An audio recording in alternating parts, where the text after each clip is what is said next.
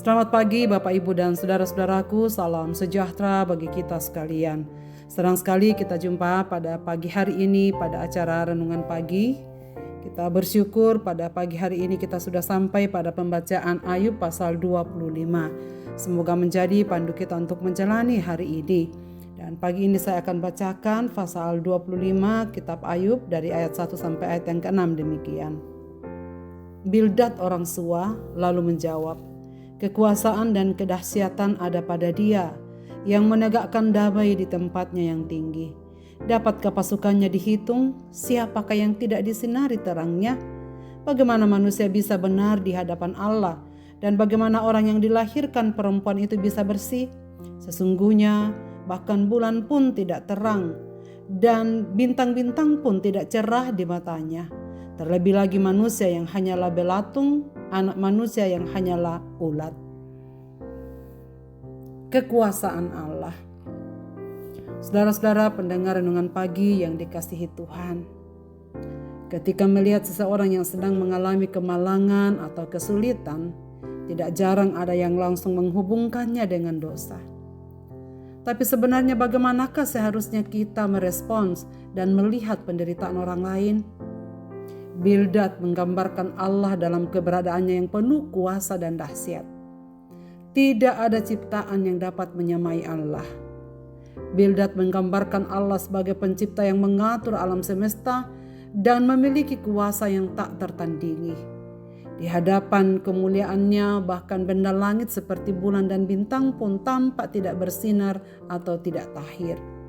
Natur manusia memang yang berdosa menunjukkan bahwa tidak ada seorang manusia pun yang benar di hadapan Allah yang Maha Kudus.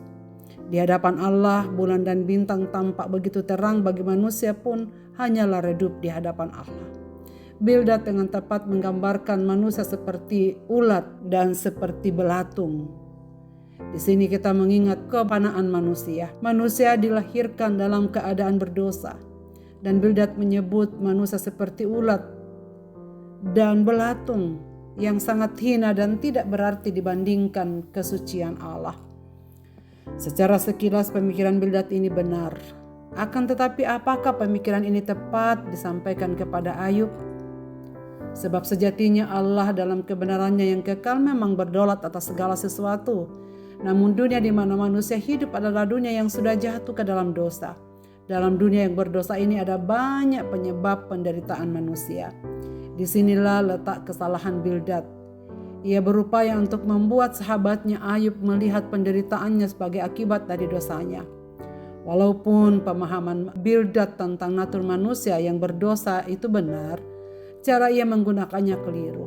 Sebab Bildad menyimpulkan bahwa penderitaan Ayub adalah bukti kesalahannya tanpa menunjukkan empati atau belas kasihan atau rasa sakit yang dialami Ayub.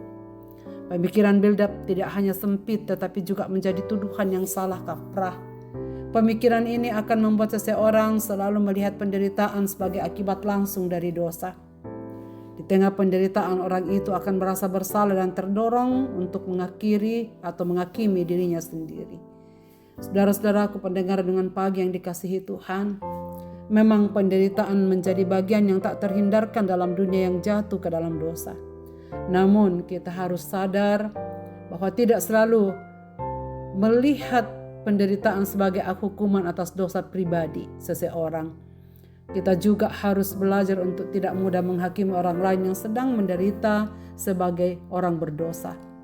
Sebagai orang percaya, ketika menjenguk orang yang sedang sakit, mendengar orang yang sedang berkeluh kesah, menyaksikan sesama yang menderita, kita harus datang dengan empati dan kasih, dan bukan dengan datang menghakimi, bukan dengan pertanyaan yang membuatnya merasa bersalah dan dihakimi.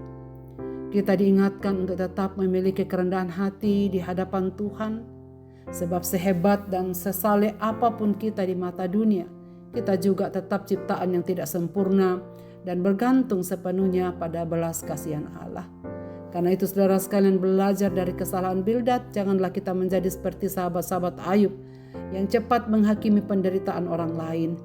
Ketika melihat orang lain menderita, respon kita seharusnya adalah dukungan, doa dan kasih, bukanlah penghakiman.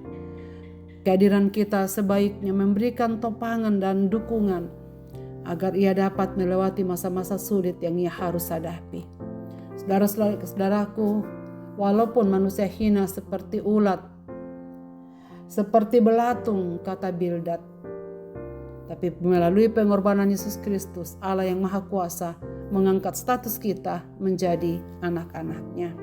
Karena itu saudara-saudaraku yang saya kasih, marilah kita jalani kehidupan kita dengan penuh syukur kepada Allah, bahwa memang kita tidak berarti, kita memang manusia yang cemar, manusia yang tak berharga seperti ulat dan belatung.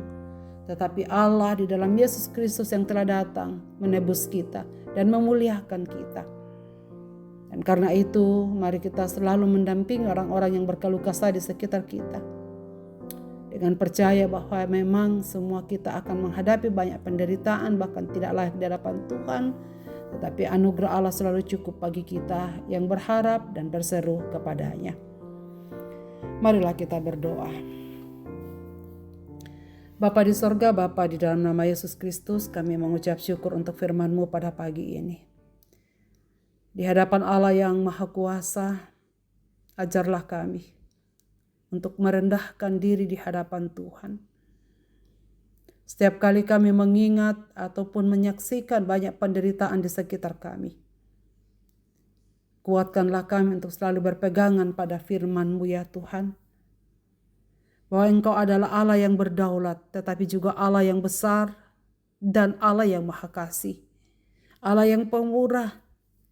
Meskipun kami umat-umat-Mu penuh dengan dosa, bahkan hina seperti ulat, tetapi Engkau tetap menganggap kami berharga di mata-Mu. Karena itu Engkau mau mati bagi kami, Engkau berkorban bagi kami, dan mencurahkan darah-Mu di atas Golgota, supaya mencuci kami, menebus kami, dan menolong kami untuk hidup di hadapan hadirat-Mu. Terima kasih Bapa untuk firman-Mu pada pagi ini. Biarlah kami semua mengucap syukur untuk belajar peduli kepada orang lain dengan empati, dan supaya kami juga memelihara diri kami tetap layak di hadapan Tuhan. Hamba-Mu berdoa untuk segenap pendengar renungan pagi ini dimanapun mereka berada. Tolonglah mereka ya Bapa di dalam berbagai-bagai kesibukan hidup mereka. Mereka yang sedang sakit Tuhan sembuhkan, mereka yang sedang lunglai Tuhan kokohkan, mereka yang sedang bergumul dengan berbagai-bagai hal, Tuhan pimpin, Tuhan sertai, supaya kami semua tetap berjalan di sepanjang jalan hidup kami, dalam kesetiaan mengiring Tuhan, dan di dalam penyerahan sepenuhnya dalam tangan-Mu. Dengar doa kami ya Bapa di sorga, di dalam nama Yesus Kristus kami berseru, amin. Selamat beraktivitas Bapak Ibu dan saudara-saudaraku. Tuhan Yesus memberkati kita sekalian dengan sabda Tuhan ini. Amin.